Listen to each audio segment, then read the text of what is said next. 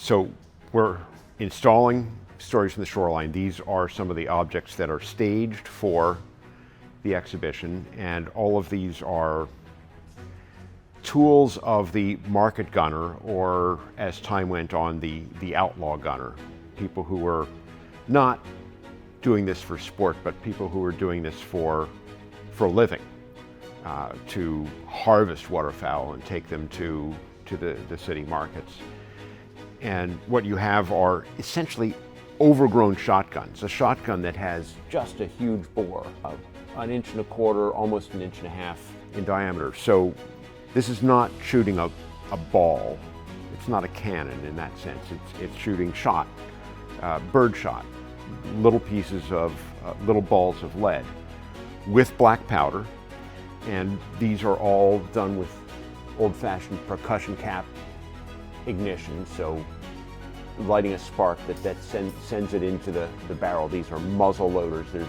You have to load them from the long end, and so we have a ramrod to stuff first the powder, and then the shot, and then some wadding on top of it to load these guns.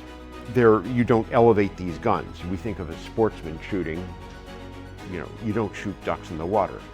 Well, the market hunters did shoot ducks in the water. They were not. This was not a sporting endeavor. They were intended to get a whole flock of ducks all at one time. Again, they're harvesting these ducks, and so we have a large, probably professionally made, probably imported from England type of. We call them punt guns. Punt being a type of boat, so it's a boat gun, a punt gun. After 1920, these are outlawed by the Migratory Bird Treaty Act, and a number of them got confiscated. And so some of them made their own homemade, like this pipe gun made of 3 pieces of high-pressure boiler pipe, sleeved one inside the other, and then welded together. Homemade, probably black walnut stock. Some made homemade battery guns, which is, okay, I don't have a barrel of this sort of diameter, so I'm just going to use a lot of barrels and ignite them all together. In this case, 3 4-gauge guns. In that case, 7 of those were Civil War muskets that were repurposed into this battery gun, sending out, again, a whole pattern of shot. We are using all of these to tell stories. We know who used this one. He was a couple of men over in Anne Arundel County that made and used this battery gun. This one was used by Sam Armstrong up along the Chesapeake and Delaware Canal. He used it as a shoulder gun. So he was